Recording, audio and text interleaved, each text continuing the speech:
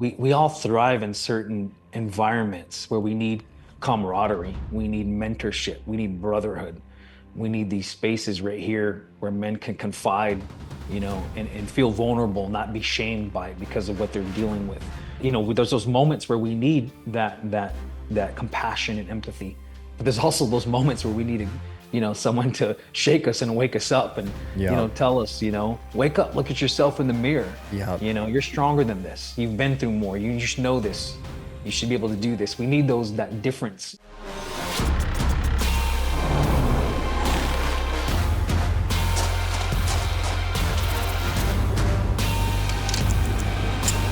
Welcome to the Mountain Tough Podcast, brought to you by Sig Sauer. What is up, everyone? Welcome back to another episode of the Mountain Tough Podcast. I am Dustin Diefenderfer, host and CEO of Mountain Tough, and I'm so glad that you're here. We love seeing you come back to these episodes week after week, and it is our goal to bring you an inspiring guest every single week, every single episode that adds some tools to that mental toughness toolbox, that mindset toolbox, so that you can live an abundant life, so that you can be always ready for anything. Thanks for making us one of the top mental toughness shows in the country. If this is your first time listening, or if you're a loyal listener, it does mean the world to me to see your rankings and reviews come through. You can do that just in a couple minutes on the podcast store of your choice, on the podcast platform you're using right now. It only takes a couple minutes, and the rankings and reviews do two things. The first thing is I do love seeing your feedback come through on the show, how we can improve. Iron does sharpen iron. Additionally, the rankings and reviews through the algorithms allow these episodes to get out to more people, to transform more lives. Shifting gears now to today's guest. On the show today, we have Thosh Collins. I first found out about Thosh through some collaborative content he was doing with 10,000. 10,000 and the crew over there have been friends of ours for a while. They make the high-end premier elite training short that you see us wearing sometimes in the gym. So they're making high-end training gear, but Thosh got their attention because of his innovative training styles and techniques. He grew up down in Arizona on a reservation, but fitness and his mission for hunting fitness is a major, major pillar of his life. He's very innovative in how he trains for archery hunting specifically. He's chasing those desert mule deer in that late over-the-counter archery season down there in Arizona, but he's training in a very, very unique way. He's also a public speaker and author. He wrote the book, The 7 Circles, Indigenous Teachings for Living Well. We're going to talk a lot about that today, how to stay sharp mentally, spiritually, nutritionally, and everything else. He is going to share some golden nuggets of wisdom from a different perspective. So stand by for my conversation with Thosh Collins.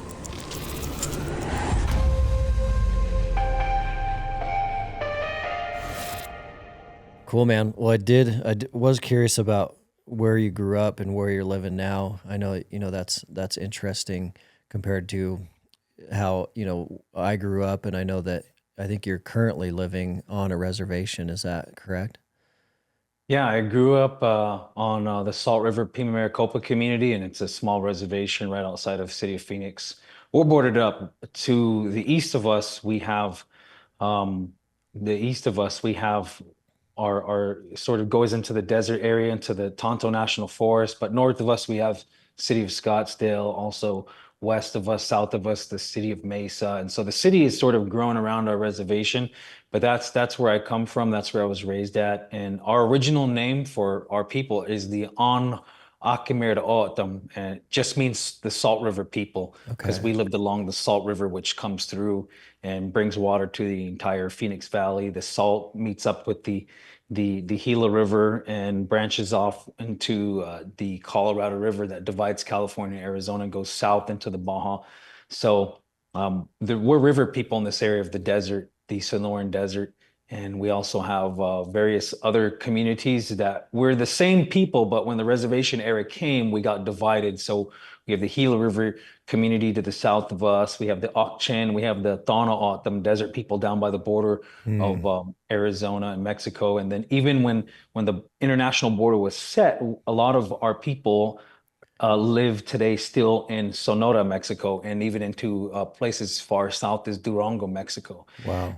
And so, yeah, that's on my father's side. So, Anakamir O'odham. And that's where my name Thosh comes from in O'odham language. It just means sun or day. And that was the name I was given. And my what we call our English name is Anthony. That's my first name. Mm. And then on my mother's side, my maternal side, my mom came from Oklahoma, and she's comes from the Osage people and the Seneca people. Osage people are came originally lived around a present day Arkansas area, relocated, kind of moved into Oklahoma as well. And the Seneca people originally came from upstate New York Wow. and had relocated down from by the federal government down to Oklahoma, which was called Indian Territory. So I come from different nations, but I was raised in Salt River, and that's the worldview I was raised with, the language I was raised with, the practices I was raised with, and we live just down the street from the res in the city of Mesa. Mm. But we're building our land, we're building our house on our land in Salt River right now, and hopefully we're breaking ground on a new home in the next month, and right there next to my dad's property. But we're on the res weekly, daily, and that's Okay. mostly where I do all my hunting and yeah. How many people live on that reservation? So in Salt River, there's about 11,500 people enrolled, and about what I've heard last was about 4,500 living on reservation. So for a small community, we're only 59,000 square acres. And so right now, the community is really building infrastructure, building more housing for single families or just single people with no children to live because they've had to prioritize Yeah. homes for families or single parent families or elderly people. So the tribe is just growing. Our community is just it's really just growing in the past like 15 years Hmm. from economic development endeavors. Yeah, that's interesting because I grew up outside of Billings and then Yeah. I guided fly fishing on the Crow Reservation on the Yeah. Bighorn River. Yeah. And then we've done a lot of upland bird hunting and waterfowl hunting on the Crow Reservation over the years. And it has always that reservation has always blown my mind because the population is small, but Yeah. the land mass is absolutely massive. And so, Yeah. you get into a lot of areas there on hunting trips where you're not going to see a car, truck, or person for, mile after mile after mile. It has some of the most remote backcountry in the United States just because of that Yeah. small population and massive land mass. Yeah, and I've been on the Crow Res several times. I got some good friends over there, and they're ranchers with lots of land, and they're taking me out there, and a lot of land is kept to preserve for the sake of preserving it by native people on reservations. Like resource extraction hasn't happened on many in reservations, and people, that's part of our worldview and part of our connection with the land is to preserve it and maintain it. Mm. And that's why it's important for reservations to exist. And I sit on the chair, I'm the vice chair for the land board on my community. So we look at a lot of policy and ordinances that we created to help maintain our land for commercial development, but also protect certain land here for preserve. Mm. And so yeah, it's awesome that you had that experience, and that's the experience on a lot of reservations. You go out there, and it really is a place where you can find solitude and connection to the land, and a lot of it is still preserved and hasn't been touched, uh, by development and such. Some of it has. Some nations, some indigenous nations had to resort to logging and such, and some resource extraction, for enterprises for generating capita for the community. Hmm. But it's for the most part, I could say that they probably wouldn't have had to do that if they didn't need to, but that most people really Native people have that connection with the land. So it's good that you had that experience and recognize that. Yeah, it's always been a pretty, magical place for me. Yeah. It's some remote wilderness out there for sure. Yeah. And so your reservation is a little bit smaller, 59,000 square acres.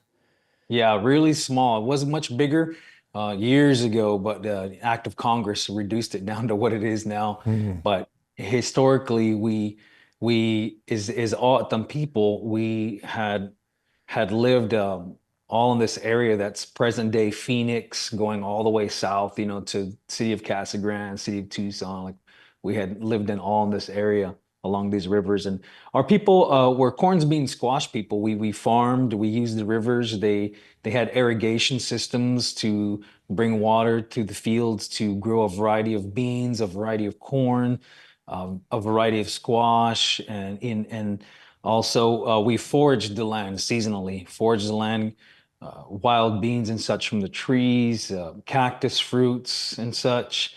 And then, of course, hunted. They hunted small, what we call small game today, year round. And there's certain seasons that they would get out to hunt the kuri Hawaii. That's our word for the mule deer buck, Hmm. or kuri seek, the white-tailed deer, or the chushin, which is the desert bighorn sheep. Hmm. And so that's what they did. And so that's what I'm a huge advocate of maintaining those foodways, that hunting, foraging, and planting. Yeah. But hunting is the one that's most exciting to me, of course, as you can imagine.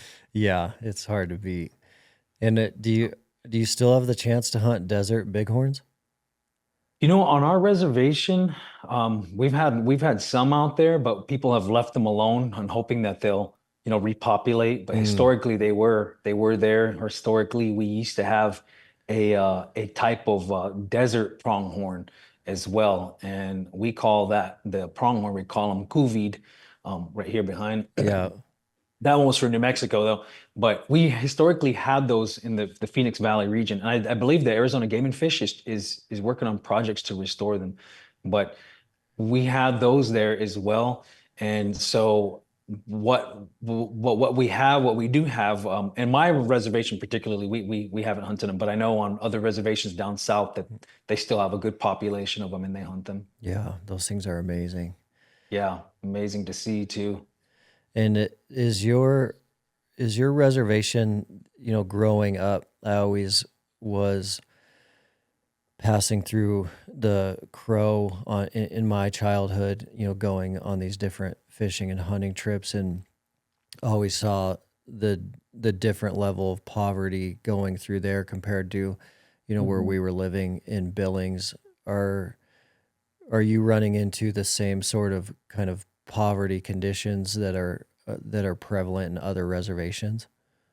Not to the degree as some, and I do know that I'm familiar with that the level of it there in the Crow Reservation. And fortunately for Salt River, we've been in a lucrative area. Hmm. And when the state had passed what they call Indian gaming, in the late 90s. We got our casino, I believe, in the year 2000 or year 2001. But even before that, we had some good economic development enterprises that our tribal council had enacted in those 1990s era. And so our community was getting on the track to self-sustainability, self-determination, improving our sovereignty, Hmm. improving our economic development enterprises. And so we had some opportunity there to improve infrastructure and the quality of life for our people. But in the earlier periods when we first became an executive order reservation by the federal government, when they said, okay, now you're going to be a reservation in the late 1800s, there was some poverty in that era of late 1800s to early 1900s because many of the people didn't want to convert to the mainstream way of life. Hmm. They wanted to stay living on their communities, but many of their young people had to leave to go to school in town and such. And so we did see poverty in those times. Every reservation is going to be different, and a lot of it has to do with when they became a reservation, how Yeah. lucrative is the area that they're in. So Hmm. Salt River, being that we're so close to the city of Phoenix, we've been pretty fortunate, and we have some growth to do in Hmm. our community for sure. And right now we are.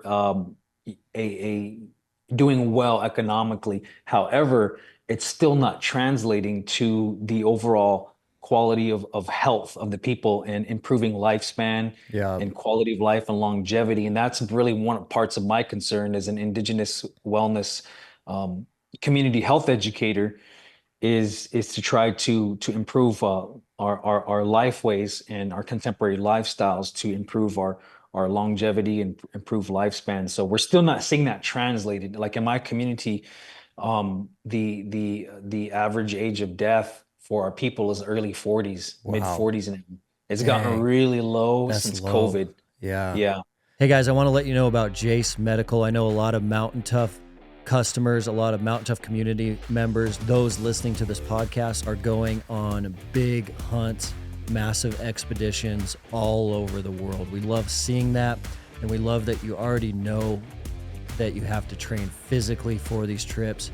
You have to train with your weapon. You need to be proficient with your weapon, but an often overlooked area of these expeditions is your personal medication. We actually just got back from a trip like this. The Mountain Tough crew went to Kyrgyzstan, and we needed the peace of mind of a customized medical kit that we could take with us, and we needed it at the exact time for this trip. So we went with Jace. We got our Jace case sent directly to us. We were able to grab it, open it up, throw it in our Kyrgyzstan pack, and take it with us. It gave us the peace of mind that in these international environments, we were going to be covered when it came to infection, GI issues, and anything else we were going to run into overseas medically. So check these guys out, an amazing company. The Jace case is going to come with 5 antibiotics that cover the 50 most common illnesses that you're going to run into anywhere in the world. But additionally, there's 29 add-ons that you can choose to customize your kit. So you can throw things in here like ivermectin, EpiPens, anything you need to customize it personally for you. So check these guys out, an amazing brand, amazing company, very practical for the Mountain Tough community. All you need to do is go to jacemedical.com and use the code MOUNTAINTOUGH at checkout.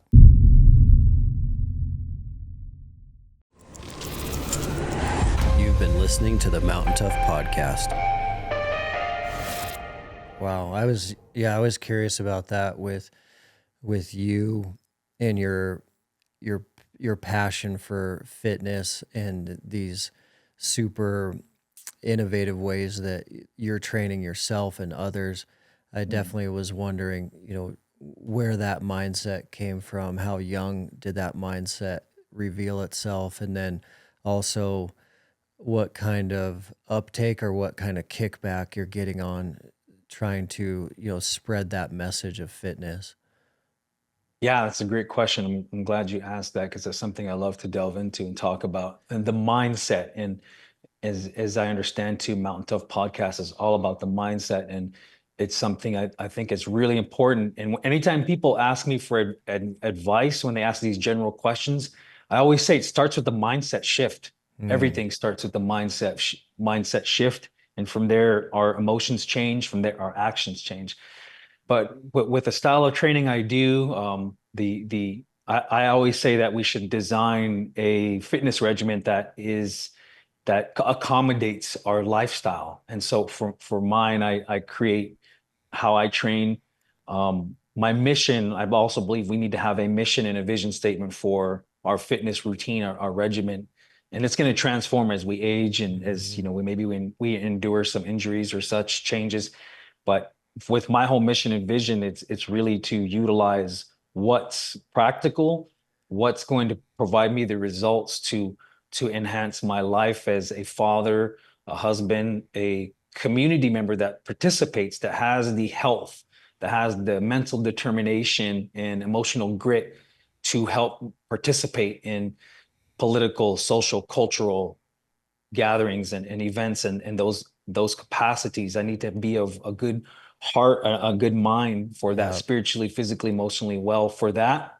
And also to support my lifestyle on the land as one who forages, who hunts, who has to do the labor work when it comes time to planting, Mm. and to also enhance my creative expression when it comes to physical movement and emitting some fire, which I like to do that through kickboxing, Muay Thai drills, and sprinting and such things to just emit energy and Yeah. to move, right? And I used to train a lot more MMA and kickboxing 10, 12 years ago. And I'm hoping I'll find the time once again to get back to getting into a gym and sparring with people. But that's what my whole regiment is is to enhance that way of life.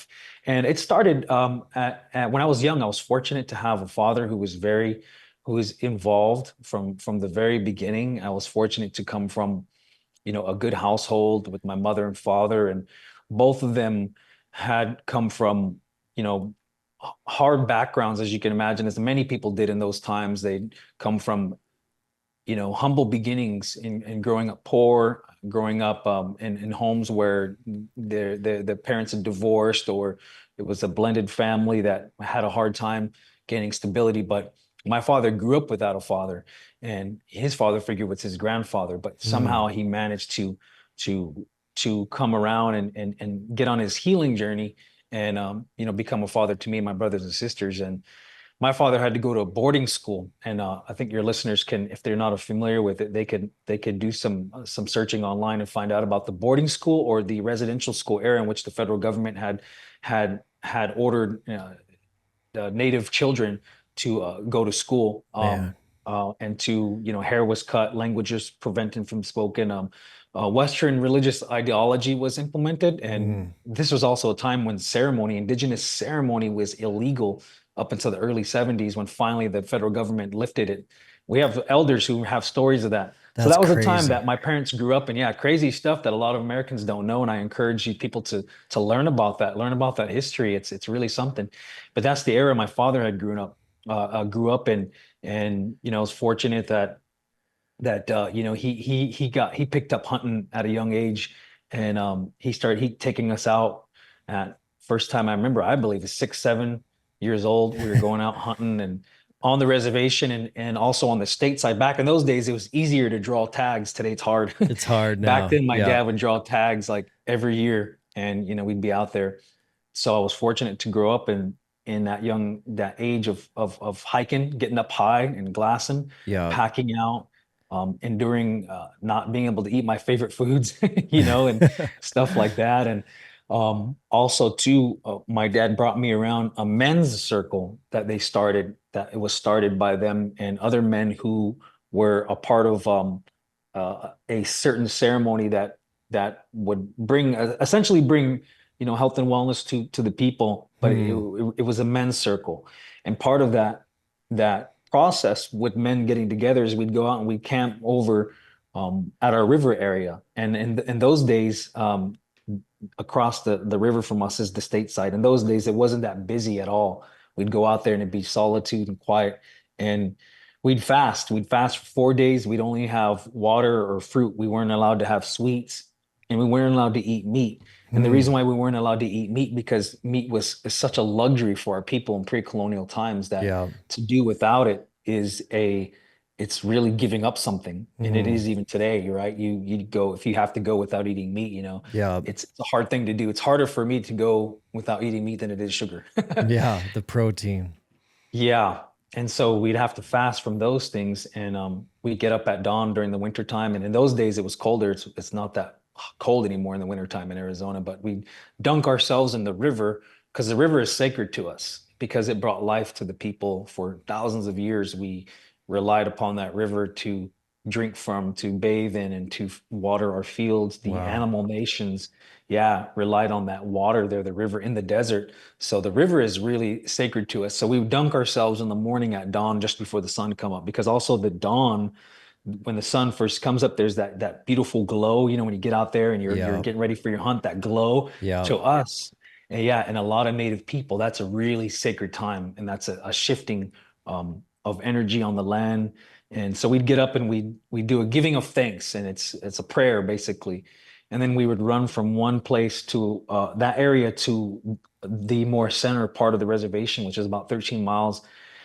And I remember first doing that, I was like, yeah, like 9 or 10, 11.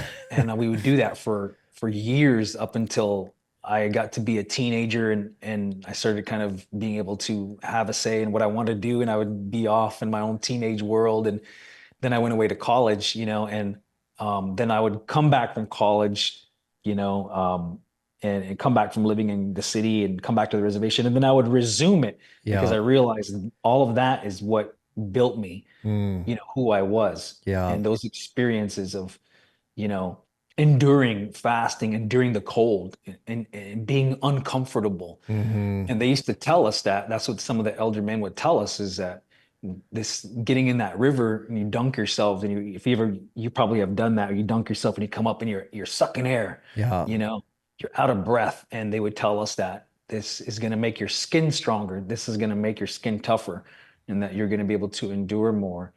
And Mindset. years later, I would think about those experiences and I realized it wasn't just a literal thing that, it's going to make my hide tough and I'm not going Mm-hmm. to, get cold. But I realized they were talking about enduring adversity and having the tools and having the grit to endure things so that way you don't become emotionally and mentally or physically unwell or Mm. struck down by challenges in life. Yeah. Yeah. And so I think that for me, that's really where it started. And these long runs that we would do where you're aching, and then you'd get to these places and we'd have to be in a big circle, and spiritual leaders and elderly people would come out and they'd talk for hours.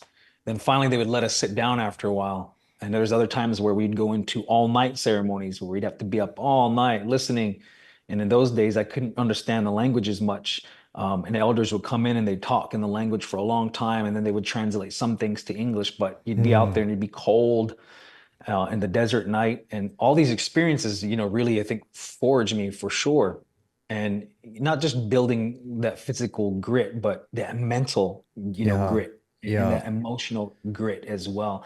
And these are things I've had to rely upon when I went through life as I started getting in my early 20s, and I would kind of veer off the track of living a good life. Mm. And I would go down the path of substance and alcohol or unhealthy relationships. But it was those experiences that brought me back, that I knew I had the tools, to overcome these things. And then I put away alcohol like 12 years ago, Mm. um, and continued on my journey of trying to live well and live in congruence with our ancestral teachings. So I Wow. think that's, to answer your question, that's certainly where my philosophy of living today and movement is really rooted in that time. And those things are not really happening anymore, but myself and other guys in our generation started taking upon ourselves to start having these experiences again. So we did a men's gathering a couple weeks ago, and we our gathering was to restore the use of the men's war club that our people used to fight with for a new Mm. purpose, like a new cause. I love that. Yeah, about taking care of yourself and your family, being a protector of knowledge of women, of children, Mm. community, and it's a fitness tool now. I designed a whole system of fitness based on oral tradition, how they said we used it, and based on my knowledge of combat sports. And so we just started that up, and all of the elderly men, the ones who used to do the gatherings that when I was a boy, some of them are still around and they came to support it. They came to endorse it. But the way I see it is now it's me, I'm in my early 40s. It's my turn to Pass to it. do these things. Yeah, I have to be the one to create these experiences for the young generation Yeah. instead of looking at them and saying, "Oh, the young men are weak now. All they want to do is play games and lay around." And I see a lot of that, but we have to look at, well, who's teaching them? Who's the Who's teacher? who's Yeah. teaching? Who's providing this space for them? Maybe it's Mm. a single mom having a hard time. Then there's no men there. We need to create these experiences rather than shame. The young generation that are not having healthy male role models to provide these experiences for them. Hey guys, there are a lot of trends out there. And one trend that I've personally found in my own life through experience that has been a game changer is cold plunging and cold water therapy. The benefits for me have been off the charts when it comes to two main categories: the physical inflammation reduction from cold plunging every day has been a complete game changer. But my favorite part of cold water therapy has been the mental aspect, the mental clarity, the stress reduction, and most importantly, the ability to build mental toughness every day in a very simple way by just forcing myself to get in that cold water has been a drastic improvement that is easy, fast, and efficient. I've tried countless different ways to access cold water therapy, from the redneck version, horse troughs, to building my own cold plunge system off Amazon parts and pieces. Every time I've tried that, it has been a disaster until we found Ice Barrel. Ice Barrel is the most advanced barrel design on the market, and they have the most advanced high-tech chiller on the market as well. I've met the CEO, I've worked out with the CEO, we've had them at the lab. They're a great team, American-made manufacturing, and we're proud to announce that you can now access a discount on Ice Barrel products. All you need to do as a podcast listener is use the code MOUNTAINTOUGH. That's going to get you 15% off all Ice Barrels except the chiller. Again, that's MOUNTAINTOUGH, all caps, all one word, on icebarrel.com. You've been listening to the Mountain Tough podcast.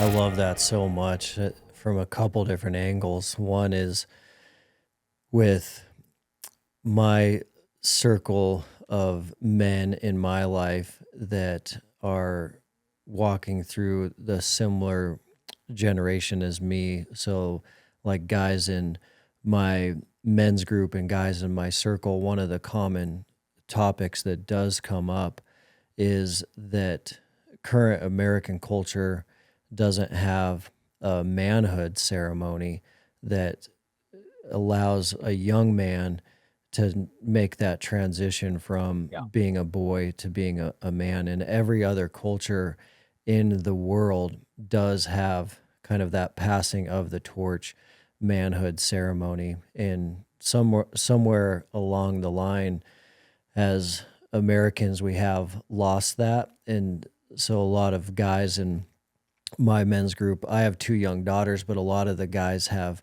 young sons. And so they are creating their own manhood ceremonies, because it is important for the boy to have those skills, but it's also very important for that boy to know he is now a man and he doesn't have to question that anymore. And it is so amazing how quickly hunting, for sure, can become an integral part of that manhood process and that manhood ceremony, because of all of the elements you just mentioned of, being outside, being cold, being wet, being tired, being hungry. You're in the snow, you're in the rain. All of those trials and tribulations can lead to, later on in life, their ability to handle adversity differently. And so I think it's so amazing that you're bringing that back in your culture, because it's such an important thing. It really is, and I'm glad to hear that's something that's of interest too in your circle. And you know, as men of all walks of life, I believe that we have more similarities than we do differences, regardless of our cultural, upbringing, our ethnicity, regardless of our social political ideology, our Mm-hmm. religious orientation and such, that we have more similarities than we do differences. And I believe that in this country in particular, we have to celebrate those. And I believe that that's where we have to meet each other in those areas and support, because as men, regardless of our ethnicity, we're all chemically made up of the same thing. Mm-hmm. We all thrive in certain environments where we need camaraderie, we need mentorship, we need brotherhood. We need these spaces right here where men can confide, and feel vulnerable, not be shamed by it because of what they're dealing with. We need these spaces where men also can help you, there's those moments where we need that compassion and empathy. But there's also those moments where we need someone to shake us and wake us up and, Yep. tell us, wake up, look at yourself in the mirror. Yep. You're stronger than this. You've been through more. You just know this. You should be able to do this. We need that difference, and we need to emit energy. As men, it's hard for us to sit here at the desk typing away. It's Mm. hard just to sit here, double tap, scroll, look, respond. It's hard to sit at a stoplight and wait, and it's hard to be in line at the grocery store and look at what are we gonna buy today here? And we need to be, and I do those things. We all have to do those. But if that's all we are doing, it's hard It's for a lot of brutal. men. Some men can do it, but for some of us, it's not fulfilling, Mm, It's not, I have to be out there on the land doing stuff. I have to be hands-on. I have to be in the community with working. I need to be singing of some sort, dancing of some sort. I need to be talking my ass off like I'm now. You physical know? expression. Yes. I Yeah. need to be have that presence there. And for a lot of men, who haven't discovered that yet. They haven't discovered that. And I think that you mentioned earlier, we see a high prevalence, right, of addiction, Mm, depression, anxiety is at all-time high. And that's because everywhere we turn in dominant society, something is clashing with our genetic makeup. This the world we're living in is at complete odds with what we require to thrive mm, physically, spiritually, mentally, emotionally as human beings of all walks of life. And as men, we certainly need that, and we're not getting that in the society. So it's good to hear that within your guys' community and circles that men recognize there needs to be a coming of age ceremony, and you outlined it, perfectly earlier, is there needs to be a series of events and actions done in words recited in order for that young man to know you've shifted now. Now mm, you've shifted. In native cultures, a lot of that coming of age ceremony from boy to manhood happens when his voice first cracks, mm. because then we know now he's going through the hormonal changes, that he's producing a little bit more testosterone, and testosterone, as we know, is going to change the mind. He's going to experience a growth spurt. He's going to experience a growth in physical strength, Yep. power, appetite. He's gonna be sleeping. He's gonna be looking at, the world differently. His mind's going to change, and that's the time where we say, okay, now it's time for you to go through. You need to go through these set of actions, and you need to have other men come around you, and they're going to be there to guide you through this. And it could be one day, it could be 4 days long, it could be a week long, however long that the community of men decide Mm, it needs to take. But it's that community of men around him also to let him know this is your role now as a man. As a man, this is what's expected of you. So there's a sense of accountability that's created for him. So yep. he now knows he's not just free to do whatever he wants because he's this powerful young man, but he has accountability. He's held Mm, accountable to present himself in public in a certain way. He has etiquette he has to abide by. And now he has new endeavors and a vision in his mind. Now he has to think about, who am I going to be as a young man? Now I yep. can give life, but do I want to do that now? Or do I need to wait and get myself in order and get a good job and get a good education, learn a trade or a skill of some sort, being able to contribute to society in a positive way, and being in a place to be able to provide financially for the family, but also provide in the sense of getting out on the land, right? Learn how to build things, learn how to use his hands, learn basics of mechanics, learn basics of house keeping, a house functioning. There's all these things that I think that community of men can be around him to tell him and teach him.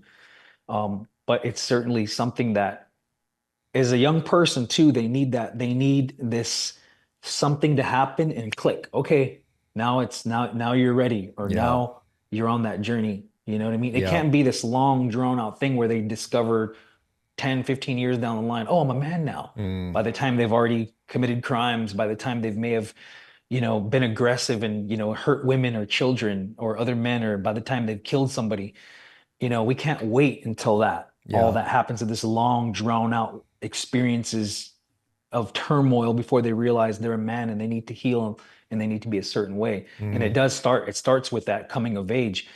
There's a doctor by the name of Dr. Eduardo Duran. He wrote the book Soul Healing, or Soul Wound Healing, I believe.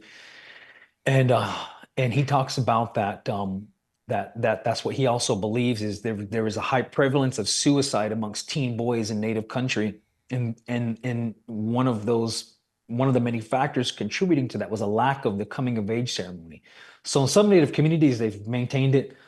In my community, they revitalized it. They brought mm, it back and they had to create it. So it's good to hear that that's what you guys are doing, is people men should not be afraid of giving themselves the permission to create something new going forward and Yeah. making it tradition. Yeah. So, Being a chain breaker. yep. Well, let's get into your book a little bit around hunting, and I know hunting is a big priority for you and very important for you, and um, you're doing it in attachment to your training style, and your training style of being mobile, nimble, agile, but Mhm. powerful at the same time is amazing, because it does make you, the way that you train makes you a very dangerous predator, but you're training, specifically that way, kind of like you mentioned, attached to your mission. Um, but let's dive into the book and why you decided to go that direction. Yeah, so the book that my wife Chelsey and I wrote is called The Seven Circles: Indigenous Teachings for Living Well, and it was published by HarperCollins a couple years ago. And HarperCollins, we were so proud to have it being published by them. They're the second largest publisher in the U.S. And my wife is working on another book called Sacred Space, which Sacred Space is one of those circles. And I plan to do one on movement as well in the near future. But so seven circles is our foodways, it's sleep, it's movement, it's sacred space, it's ceremony, connection to land, and connection to community. And those seven areas are life ways that we do that enhance our spiritual, physical, mental, and emotional wellness. Mm, And those life ways, we thought about those. How we came up with those is we thought, what were the pre-colonial aspects of indigenous way of life that allowed our people to thrive? How did they endure the climates that they did, the terrains that they did? How did they thrive to be who they were? And a lot of Native people, what we know is based on oral tradition. It's based on indigenous cultural practices that have been retained and passed down or sort of revitalized. And also sometimes we look at even the anthropological record, that words that were recorded or history that was recorded by non-native people of our ancestors. We sort of blend all those together, put all those together to answer the question, what were the aspects that allowed our mm, people to thrive? And we thought, well, our foodways, of course, our foodways is what connects us to the land. And mm. foodways for us is a spiritual thing, as it is for many people. Yeah. You know yourself, the Yeah. pursuit of hunting is a spiritual thing for you. The acquisition of protein and meat, free ranged. So foodways is something that is for us as Native people, that we have ceremonies based on that as well. Our food, when we go to harvest, when we plant, before we hunt, things like that. And then sleep, the nighttime or the dream time. I heard a lot about that growing up, and a lot of elderly people talked about the importance of recovery and respecting the night. The night, they say, is another time, and it's a time for us as human beings to be in the dream world and to recover, because our survival was dependent upon being Recovered. recovered. Yeah. Yeah, exactly. And so today there's a lot of science on this, right? And then physical movement. All indigenous people have had sport always, and a lot of those games are still being played today in their communities. And we moved a lot. It was just inherent to the culture then. And so we add movement as a circle, and then ceremony is a way that we acknowledge from a spiritual sense all of the things that are sacred to us that allow our people to thrive, the elements and Mm, such, right? All Native people have had a deep appreciation for that. So ceremony is recognizing coming of age. We talked about that. It's recognizing death, birth, and all these things. It's a way to have gratitude. spiritual reverence for things. And Yeah. so, yeah, so there's that. And then also sacred space was the home. There's a lot of teachings about home life historically, and we bring those into our contemporary living today, and also in communal spaces as well. How a space has the ability to have an effect on your overall well-being, whether it be your Mm, office or the gym, or your home. And that's what's important for our well-being as well. And it's not talked about enough in dominant society, but space plays a role in that. I think yeah. there are some studies coming out And then the final circle is community, that sense of belonging. For Native people, we are indigenous nations, and within nations, we have clans or families that have certain roles, and that gives us once again the accountability piece I mentioned earlier. It's something to belong to as well, and we need each other as human beings. There's a level of interdependence and independence that has to happen in order for families, communities, cities to really thrive. And Yeah. so we recognize it. So that's what our wellness model is, the seven circles, and that's what we use in our workshops. We do consulting all across the United States and Canada and Native nations, and it's based on it's a template that all Indigenous nations can plug in their languages, their teachings within those areas to help facilitate thriving health, healing from historical intergenerational trauma. Hmm. And so we created that we started our initiative in 2014, and we created the model in 2018. We wrote the book on it in 2022. So That's that's awesome. what the wellness model is about, and that's what the book is about. I've used a ton of Bluetooth speakers over the years, and they all have never quite had enough output for me to really have an awesome home gym workout on a Bluetooth speaker. But the Turtle Box is in a whole new ball game. They have leveled up this product, so the bass and the output you get out of a Turtle Box is quite amazing. It's funny how we started using them at the lab. We had an awesome sound system at our new lab here in Bozeman. We were using it so much, we actually blew our brand new system out. We went right to the Turtle Boxes. And so we paired two together in the lab. And that was a lot of output for the Mountain Tough team and all of our testing to have phenomenal sound in our gym for a great workout with great music. We know there's a ton of Mountain Toughers training in their basements, in their garages, and I know a lot of you are looking for great sound to play some music in the background to your MGDs. This is a great product for you to check out. Turtle Box is at a whole new level. The bass and the volume you can get out of that box. It's a sweet product. You guys can check them out at turtleboxaudio.com. Use promo code TOUGH for a free Turtlebox hat with the purchase of a Gen 2 speaker. The hat must be added to your cart before entering the promo code TOUGH, TOUGH. You've been listening to the Mountain Tough Podcast. It's really interesting because, Mountain Tough for the last 9 years, we've been communicating over and over again that your life in this analogy is kind of like a bar stool, and that bar stool has four legs, and one leg is physical, one leg is mental, one leg is spiritual, and one leg is nutritional. And that's kind of the Mountain Tough methodology, and we want people sharpening those disciplines daily. It has to happen daily. You can't learn everything at once. It has to be absorbed over time. But we know in that analogy that if you're really strong spiritually but weak physically, and I put weight on that bar stool, that thing's going to fall over. And so in your life, you can't just be strong on one of these legs. All four legs have to be strong for your life to handle extreme weight and extreme pressure, and that comes in life as adversity and these difficult things that we go through. But they all have to be strong. We can't just be a complete beast in the gym, but be weak mentally and spiritually, because our life will crumble when we add that weight.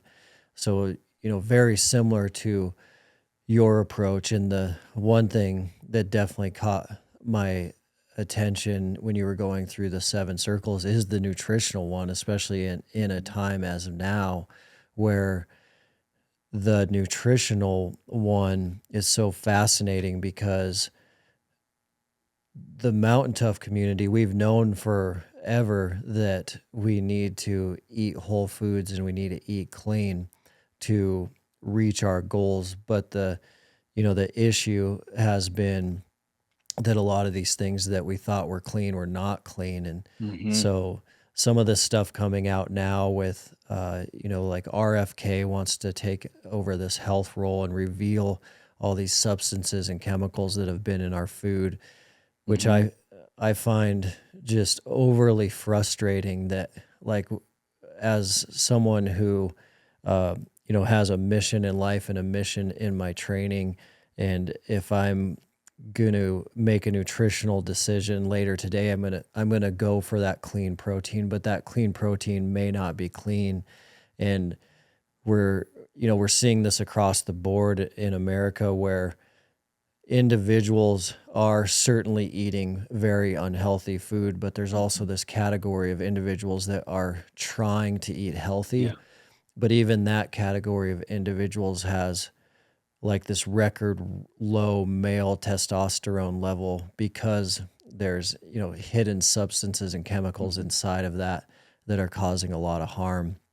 Hmm. So, Phytoestrogens and such. yeah, but if I think about, that compared to the example you mentioned of your ancestors, one of the things that was keeping them healthy to survive extreme situations and extreme external factors such as the terrain and the weather, certainly part of that was their nutrition, and that nutrition is difficult to navigate appropriately in today's day and age. Absolutely, and even when we start talking about hunting and foraging, it's in the laws placed on that, as you know, that there's factions of people in the country that don't want people to hunt, and they don't want predator control and such. But yet there's no laws that really inhibit us from going out to forage, Mm. and all of these. So it really shows us, Mm. So we're at a challenge in that sense when we do think about all of our individual sovereignty when it comes to food, our food sovereignty. We all have that. We all have food sovereignty, but it's certainly something that's under attack because of certain think groups and agendas that are happening in the country. So you're absolutely right. It can be frustrating when you are a part of the population of people who are trying to make right choices about Mm. what you feed your body. You're trying to make the right choices of supporting healthy, organic, free-ranged foods are here that hasn't been sprayed with glyphosate and pesticide herbicides and such. But then you're getting residue on that, or Mm. you're somehow not getting, the nutrition that you're trying to get because of the limitations placed on it by, rules and regulations and such. And so it Yeah. absolutely is, can be frustrating for us to think about. Yeah. Yeah. That's a unique challenge out there right now for sure. Yeah. What is you talked about everyone having a mission and vision for their fitness. How do you define what yours is now?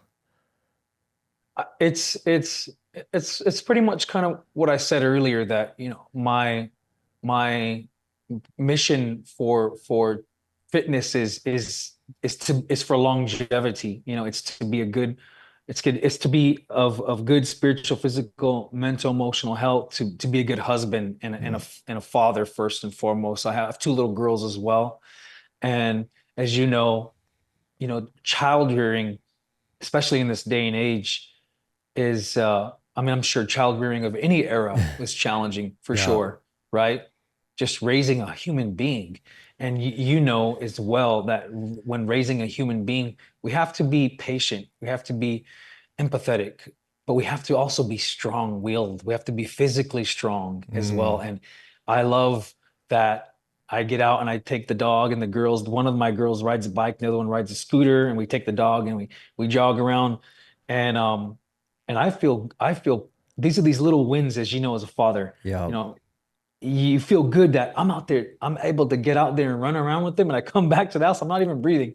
I don't even jog. I rarely jog for distance these days, but Yeah. I sprint and I do all sorts of other, explosive training and training various energy systems.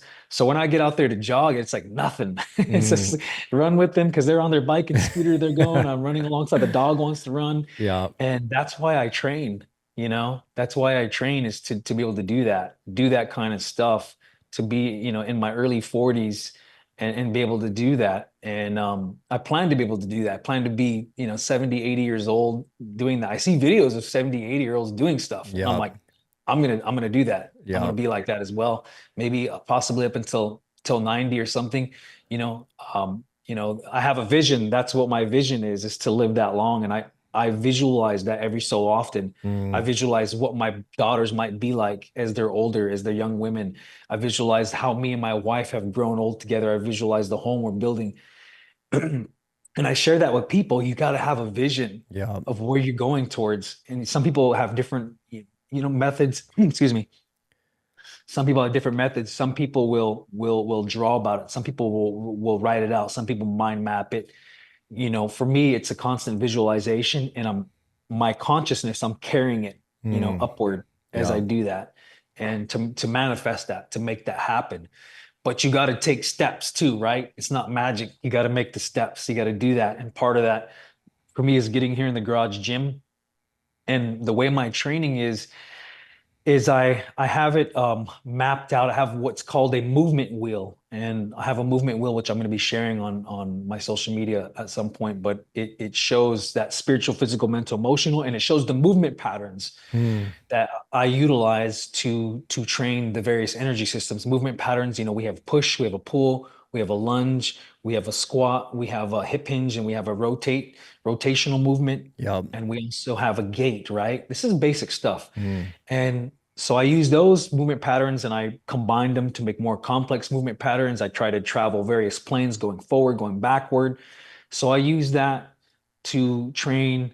That's the patterns there. And I have days where I'm training for absolute strength, which I only do like once or twice a year nowadays, where I pick up, like 500 something pounds on the hex bar. I don't do a straight Straight bar bar, anymore. It's traditional. just too much of a risk for low back, and you have to be really good technique. And I just don't train the technique enough. It's just not a priority. I'm not Yep. competing in powerlifting. The goal is Hmm. to pick up weight. Don't matter how, it's to Yeah. pick up weight, For you know? longevity. Yeah. Exactly. So, like 550 or 540, I think on a hex bar, pick that up. All right, I did that, and just maintain that, however long I can. But I only do it once or twice a year. It's not something I'm trying to do all the time and Mm. redline yourself. As you know, when you start getting older, you feel you need more recovery. So I have absolute training that I do, but most of my training that I'm doing is training strength endurance. Strength endurance, through once again through any of those movement patterns. I have days where I'm training overall cardiovascular endurance. So yeah, once in a while I will run. I do a lot of stuff on the heavy bag as Mm. well. I train explosive power. So just trying to move that weight at a with a high velocity as quick as I can. I use kettlebells, and the landmine snatch is one of my favorites. Yep. Landmine clean and jerk by Landmine University. That technique. So I train explosive power. I'll train power endurance. So a little bit lighter weight and repetitive motion, longer repetitions, right? Shorter rest period. And then I train agility to stay, nice and athletic on my feet. Mm-hmm. Variety of drills, training fast twitch, improving elasticity, improving stretch shortening cycle and the Achilles tendon. You lose elasticity, right, as you age, and if you don't train it, Oh, it goes right? fast. It goes fast. It Yeah. goes fast, so you got to continue to train it. Use it or lose it, just like they say in neuroplasticity. It's the same thing with neuromuscular movements and such. So I try to maintain fast twitch.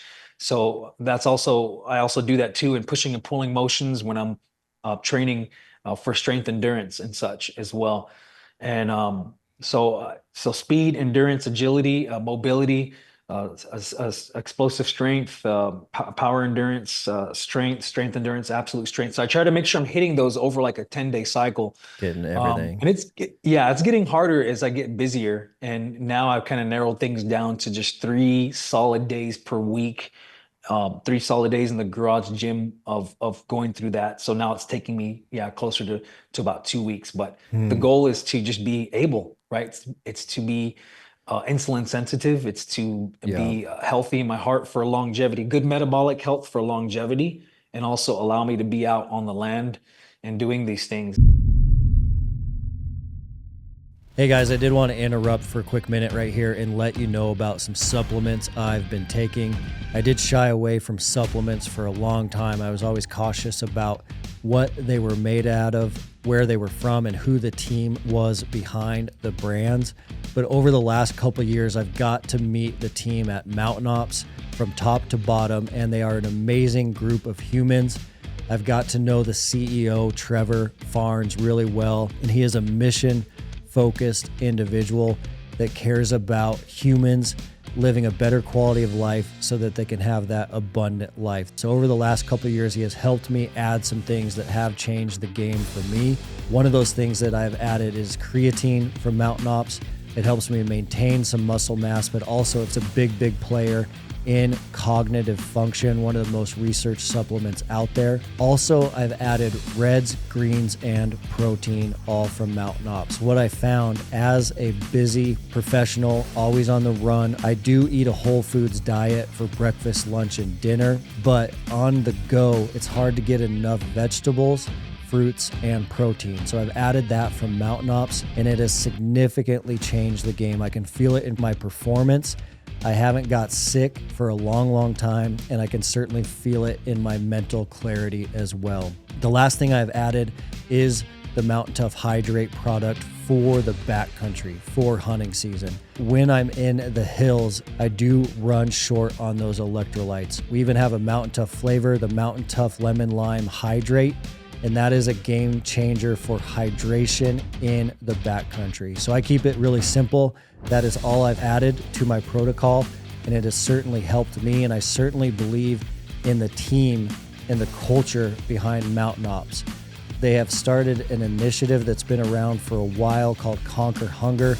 Conquer Hunger is giving meals to hungry kids that aren't getting enough food, and they've given out over 6 million meals plus to kids through their Conquer Hunger initiative. So every order that happens at Mountain Ops, a percentage of that order goes to Conquer Hunger. So certainly an incredible company, an incredible culture. As a listener to the show, you do get an exclusive offer to Mountain Ops, so make sure you check that out. The offer is incredible as a first-time purchase at mountainops.com. So build your order if it's your first time. They are offering you a 20% exclusive discount. All you need to do is enter the promo code MountainTough, all one word, all caps, for 20% off your first order at mountainops.com. You've been listening to the Mountain Tough podcast. And I feel it too, as you feel your regimen too. Yesterday I went out because the over-the-counter deer archery just started here a few days ago. Oh yeah, So I that just went late out. season. Yeah, late season here. Our rut doesn't start till late December. It doesn't kick off till like December 30th, 31st. That's when I start seeing bucks out there trailing does. Yeah. And for me, the desert mule deer is king. That's my he's my priority. Yeah. I've tried the antelope, but that was new to me. That was good. I like that. I've hunted whitetail once, but I'm pretty much a desert muley guy. That's what I was raised with. And so yesterday I went out and I started glassing sort of a new area, and I only have like the full day, sun up to sundown, because we get I'll get more days as the season gets in, but I got out there. The day before that, we went out right at dawn, and my dad had his rifle because he had rifle tag. He was able to tag out within the hour. That was awesome. So I turned back, I was I was already like a few fingers away, mountain fingers away, finger valleys Yeah. away. So I had to turn back, and I was so excited. I jogged back up my pack and my bow and running back and getting back to where he was. And then I got back out there yesterday myself to see if I could, turn something up. And I was just hiking all day, get up to a top, glass around, sit here, glass around for another. Okay, I'm happy. I want to see what's on that finger valley. I'm gonna go over there, and I'm just going all day, right? Cruising. And I'm like, man, you realize that, you know what? Like, I'm glad I'm in shape, because I would not be able to get out here and do this, carrying my pack and everything, And it's warm in Arizona. Yesterday, the high was like 76, December, 15th or something. Wow. And it's just way too warm, man. But I'm like, I don't care. I got to get out there, and start seeing. And that's why I train. That's my whole fitness regimen, is to allow me to do those things. And I always say your fitness regimen should never hinder your lifestyle. You should never be too sore. You should never be too tired. You should never be too injured to do what life is about. So I Yeah. don't train for aesthetics. I think aesthetics come with it. Yeah. I will go in calorie deficits to look lean and it looks cool, Mm. but the goal is functionality, you know? Yeah. Yeah. So you're always ready for anything life's going to throw at you. And then it's tied to your identity. And when it's Yeah. tied to your identity, it sticks. And that identity of being there for your kids, being able to hunt with your dad, being able to hike as your kids get older. A great Yep. a great piece of wisdom I got the other day from a good friend of mine was he was given this advice when he was younger, and it's that advice of try to be in better shape when you're 40 than you were at 30, and then try to be in Yeah. better shape at 50 than you were at 40, and then try to be in better shape at 60 as you were at 50. And guys do it, and Yeah. those are the guys that we admire because not of their fitness, but what their fitness allows them to do later on in life. And it's really, like you said, all about that longevity. Yeah. I love that. I love that. It's certain something I'll adopt being better. And I feel that too, 42, I'm in better shape than I was at 32. I might have been much more mobile, Yeah, in those times and more flexibility. I've gotten, I've gotten, which I can work on, I can improve for yeah, sure. But yeah, I'm like stronger than I was then, more explosive for sure, more fast twitch even. for sure. And with your hunting and the archery hunting, are you able to just go hunt deer on the reservation? Or are you going on state land for that? I go on state. The on the res we have we have a really the regulations is really loose. We just contact our environmental department that we're going there. Yeah, Um, and we just don't have a big enough land base for gotcha. it. Okay. And the animal herds are not what they used to be. They're not what they used to be. The city is growing around. We've had a couple of big wildfires in like 2020 that really burned an area that we sort of relied upon animals to cross over from the stateside onto our area. So the far eastern of our reservation is bordered up next to Unit 22 in Arizona. Mm, And people are just buying up land in the desert, and it's unfortunate to see. There's so many people that are just moving further out, and I don't want to get off on a tangent about that, but I believe that that's affecting, yeah, the herds as well. But so I go on the state side a lot. If I can draw a tag, I'll get on the state side. I didn't draw any tags this year. I'm kind of saving up bonus points. It's in Arizona, it's harder to draw, as I said before. So I'm saving up bonus points. So right now this year, I'm doing over-the-counter archery, but there's just a lot more, animals mm, outside of the reservation boundaries these days. So, yeah. I try to get out there with my bow. And then for you to hunt Arizona elk, then you have to be one of those lucky guys that draws a tag.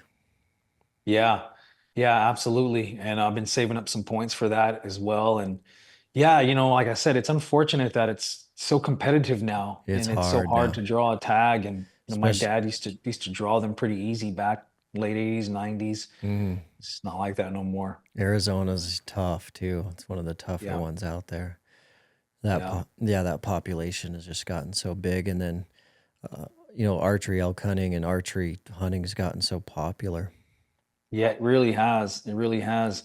And the weather is playing a challenge in it too. It's just hotter than it should be.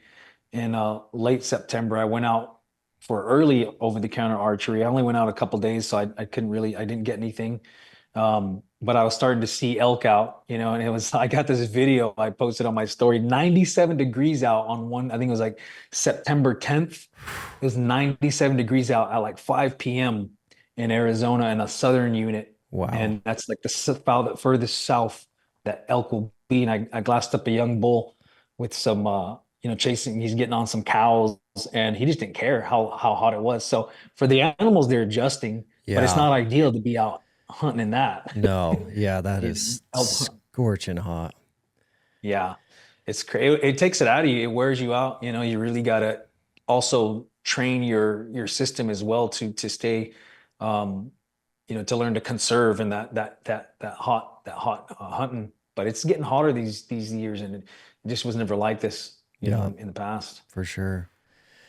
Well, man, we are kind of getting towards the end of our time. I did want to ask you one final question and kind of hear your experience and thoughts on this. You mentioned earlier that, about 12 years ago you were able to give up alcohol and come off of alcohol. Just curious how that experience was for you, what helped in that journey for you, and kind of your thoughts on kind of life pre-alcohol, post-alcohol. Hmm. Yeah, that's a great question. And I'll first start off by saying that alcohol for Native people is new. It was something that was introduced, with the timing, with the formation of the country. And we never had, as Native Americans, we never had any sort of recreational substance that was mind and mood altering. We didn't never had that. Um, and so it was a really powerful thing when it came to our people. But Mm, of course, our spiritual leaders, the ones who had foresight, could tell that this wasn't something that was good for our people. So there's lots of stories, both historic written account and oral tradition, where certain cultural leaders, spiritual leaders would advise people that alcohol is not our way and we should stay away from it. And I heard that a lot growing up. And my parents quit drinking when we were young. They had their problems growing up as well, and they drank until we were kind of younger, and they put that away. And after a while, for the most of my upbringing, I grew up in a alcohol free home.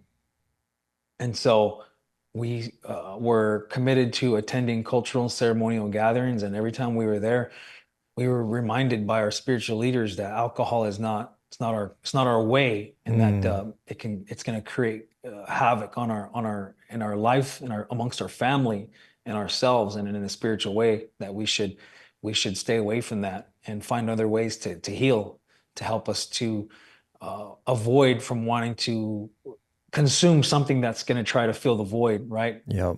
Self-medicate.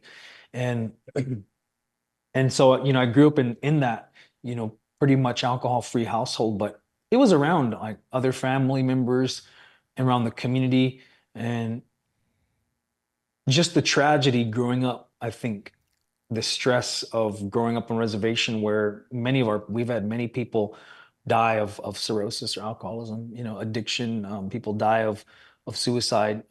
Missing and murdered Indigenous women is a big phenomenon happening. My sister was missing and murdered, and she was found finally in 2006 in Arizona after she was missing for a couple of months. Man. And so, yeah, so our family is affected by that. But I think those things have culminated, that when I came out of my community, when I went away to college in San Francisco, is when I first experienced alcohol. And I was always told before I left, I was told by, a spiritual leader. She looked me in the eyes and she said, never forget who you are, where you come from. Mm. She said, I'll pray for you. Mountain Tough is the fitness app trusted by the dedicated. Mountain Tough ethos is backed by, we've always wanted to be the best in the world at helping our customers become more mentally tough. So inside the Mountain Tough app, you're not only going to find all of our physical training programs, but you're going to find additional training as well, so that you can stay sharp physically, mentally, spiritually, and nutritionally. The Mountain Tough app also allows you to train no matter where you are, anytime, anywhere. Additionally, the Mountain Tough app is going to have programs from beginners all the way up to elite athletes. And all of our programming is structured in a way that you can start with no gear at body weight, and you can go all the way up to programming that is full gear. So you can do that in a robust home gym or your local gym. There's no excuse for you not to start today. With Mountain Tough, you can conquer your goals with the ideal program for your lifestyle and schedule. Train with equipment or just your body weight on your phone, tablet, TV, or web browser. Most importantly, Mountain Tough will help you train your mindset so you are always ready for anything life throws your way. Mountain Tough is offering the Mountain Tough podcast listeners an incredible offer. 6 weeks free on the Mountain Tough app. All you need to do is use the code MTNPOD to redeem your 6 weeks of training. That'll be a 14-day free trial plus a whole additional 4 weeks of training. Just go to mountaintough.com and enter code MTNPOD for your 6 weeks free on the best-in-class physical and mental training app.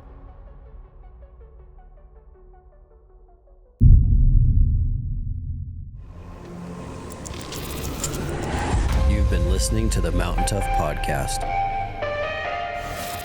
And those would echo in my head as I'd go to the city and I started, okay, I'll try alcohol.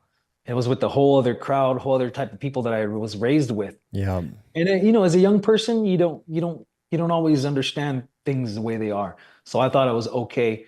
And I would go on for the next 10 years, kind of drinking off and on and even sort of hiding it from people. There were certain people because they knew I came from what's called a traditional family that they probably didn't know that I used to drink. So to some people, I would probably be considered a closet drinker. And I got into an unhealthy relationship, and drinking, of course, was a big part of that. And that relationship ended. And that's what helped me realize that. And I think I was like 30 or 31. And I realized that that I need to put this away because now I'm not where I want to be at 30 years old. I'm not where I want to be. Yeah. And so I was able to finally, I tried like 2 years before that, be 6 years, 6, 7 months sober, then I'd fall off the wagon again. And it was all stresses of an unhealthy relationship. And I knew in my mind, all those years of going out and drinking with people, drinking with other Native people, we'd all kind of talk. Yeah, I shouldn't be drinking. Yeah, me either. I would always say, I'm not going to drink forever. When I have a family, I don't want my kids to know. I don't want my kids to know me as someone who drinks. And that was a part of my goal. And I had that vision back when I was, a young single guy and I getting out of an unhealthy relationship. And I thought, which I put a lot into that relationship financially and such. And I wasn't where I wanted to be at that time. And and as you know, too, even then, there wasn't the same opportunity 30-year-olds have today. Yeah. You can be an entrepreneur today easily. Anyone. We didn't have that even just 10, 12 years ago. It's different. Yeah. It's different. There wasn't a lot of opportunity available. You had to work extra hard to do what people do today, in a shorter period of time with less effort. But so I wasn't where I was, and I knew I had the tools to quit. I knew that, and I started learning about historic trauma, historic intergenerational trauma in Native communities. And I started learning and getting exposed to the healing movement happening in Native country, that there was this collective movement happening for people to heal and retain our original life ways as Native people. And so I started getting involved with more people within that movement and started attending some gatherings, and that provided me with the tools to really put it away. But I always knew alcohol wasn't something I was supposed to be doing. I thought to myself, oh, I'm just going to do this while I'm young, single, living in the city, living in Los Angeles. I'm having fun, running around. And I always knew I was going to put it away, and I finally did. And once I finally put it away, my mind was much clearer. I had a clearer vision, of who I wanted to be in the future. I knew I wanted to be a family man, that I wanted to be doing what I wanted for a living, something that I was passionate about. And I'm doing that today. I'm doing all that today. But what helped me to quit once again was to get back into the cultural life ways. I moved back to the reservation and got involved in the culture again, going to gatherings, getting involved with the men's circle, the circle of singers, getting back out hunting again. Because a lot of those years I didn't hunt really. I would come back once in a while and go, but it left me for a while. And getting back on the land and learning once again to forage the land, and all of those things was what helped me heal. It gave me the tools to provide me with an outlet to let go and to emit that energy and rebuild my fire. Yeah. And that's what helped me. And people would notice a difference. They say you look different, or as soon as you quit drinking, your career took off, and I started getting productive and busy. And then that's when a few years later, I would meet my my wife, who I married now, but we were friends for a few years before we got in a relationship and we created our work together. But it was finally alcohol was that shackle Yeah. preventing me from growing. It was just hindering me. It's a bad spirit that just hinders your growth. It keeps your fire dim. Then when you put that away and all the other types of negative behaviors, your fire grows once again and it's Mm. strong. And that's where we direct that fire to all of our various things that we're doing in our life that we want to enhance, whether it be school or our entrepreneurial endeavors or family, our personal goals, we put that fire in all those different directions to grow Wow. holistically. That's amazing, man. I'm proud of you for doing that. Thank you. It's so true. I think earlier something you said really stood out to me, and it's that conversation around how, as a man in today's world, there are so many things keeping us in spots where we're not supposed to be, in front of these screens, in front of these computers, sitting stationary, sedentary, and then traffic and stores. It's all the same. It's not in our genetic makeup to thrive in those circumstances. When you were talking about that, uh, just this kind of like vision came to my mind that, like, in many many ways we are like a lion in a cage, Yeah. and we're these lions in these cages, and we have to find these outlets so that that is not the case. And these outlets are physical, community, camaraderie. And we've been saying for years in the Mountain Tough community that if you are struggling, which a lot of guys are, one very simple solution is just to go spend 3 days in the backcountry without your Mhm. phone. I mean, Yep. if you grab a sleeping bag, it doesn't even have to be hunting season, and just spend 3 days in the mountains without your phone, you're going to come back a different person. And so much of it is because of that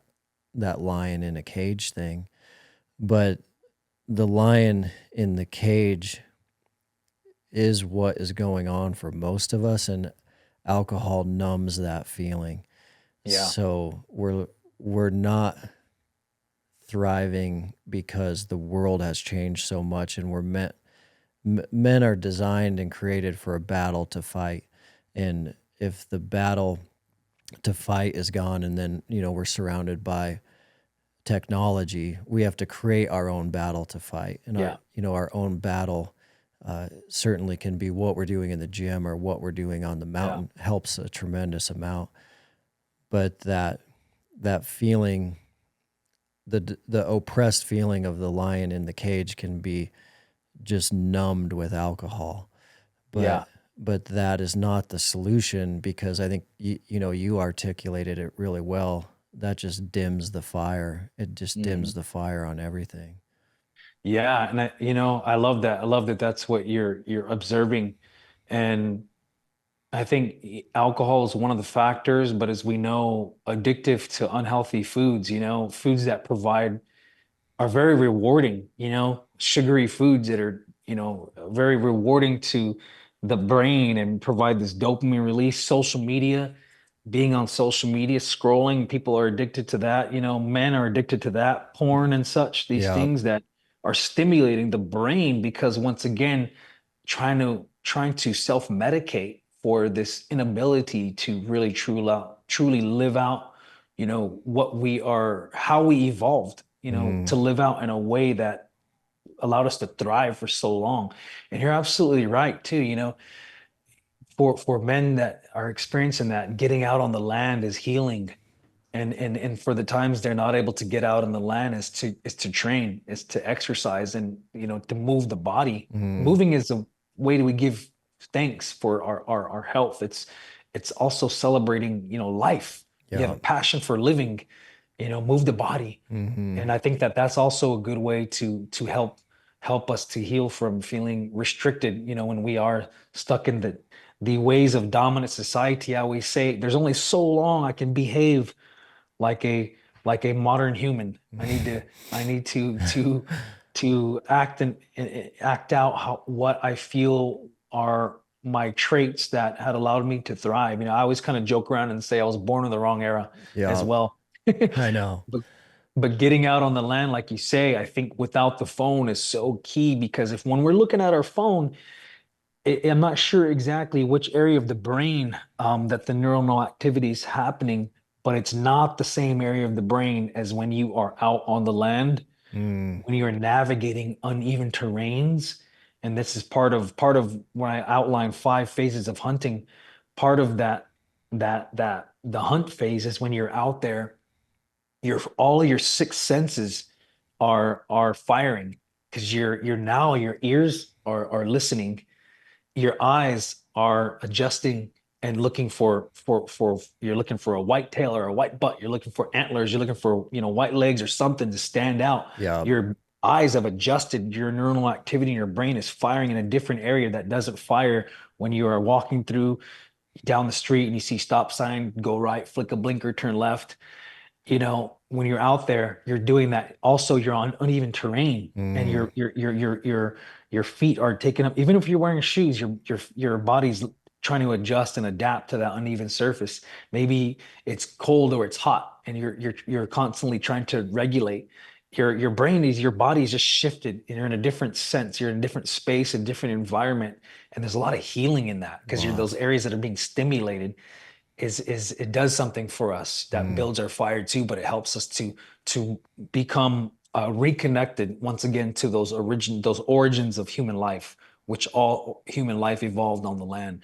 So I really wholeheartedly support that is putting the phone away and getting out there. And I try to do that as much as I can when I'm out on the mm, land. I'll record a few things here and there, but I try to be in tune yeah. and I try to become connected there and align my whole spiritual frequency. I try to align it the trees, with these, animals out there and the weather and all of that. And a lot of people are not getting that, Mm, especially people in the city centers. They're not getting that enough. And I think that that's also one of the many factors providing addiction, depression, anxiety, and such. yeah. Yeah, Damon West told me yesterday, he said any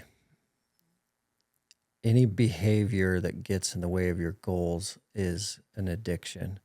So you're spot on it. It's not just alcohol. It is social media. It is porn. It is anything, any behavior that is stopping you from reaching your goals, inhibiting you from reaching your goals, slowing you down from reaching your goals.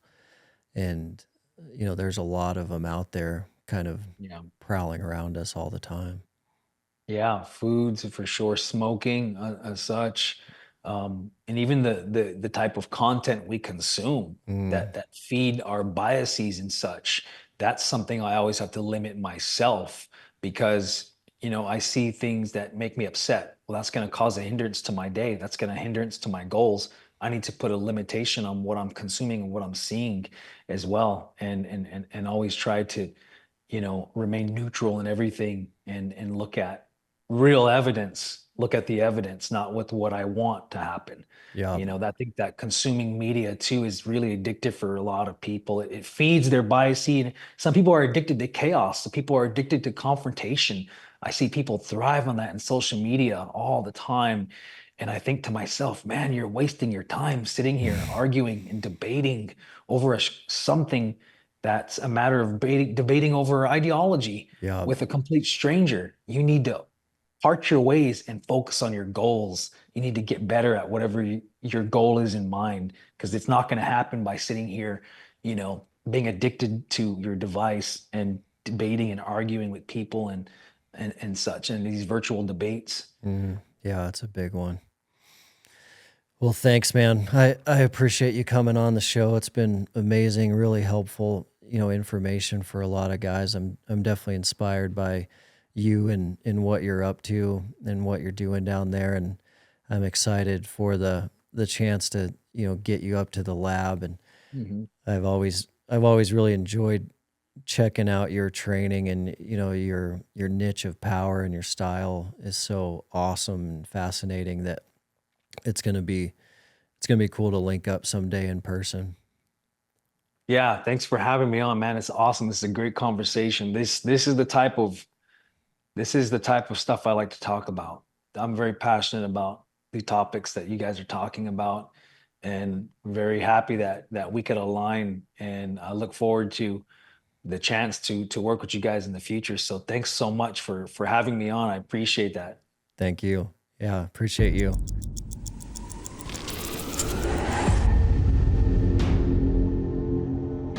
What a phenomenal conversation with Thosh. There's a lot in there.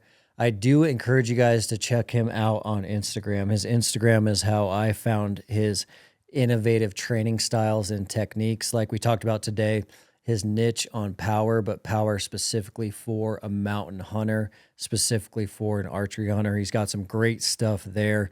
It's just at Thosh.Collins on Instagram. So take a look at that. Remember, we are looking for those golden nuggets every single episode. There's a lot in this one. The big one for me is when Thosh talked about his journey with alcohol and how alcohol is putting out that flame of your life. That analogy he used was beautiful in my mind, and how he decided he did not want that part of his life once he became a family man, and did not want alcohol part of the household as he's raising his daughters. My experience has been very similar to that, using a couple beers after work to numb myself over the years. But once I saw my girls and my young daughters and raising them in my house, my wife and I were able to cut that alcohol out. And just like he talked about, you do start finding this capacity to put extra energy into everything you do once that alcohol is out of your life. And, for me, it wasn't even that much. It was a couple beers an evening, but it was such a habit, and I was just using it to numb that workday. But removing that out, you get these capacities of energy to pour into your work, your friends, your workouts. It really is true what he said on that topic. So remember that. Think about that as you're going home tonight. Love you guys, and we will see you on the next episode. Thanks for listening to the Mountain Tough Podcast. We'll see you next week.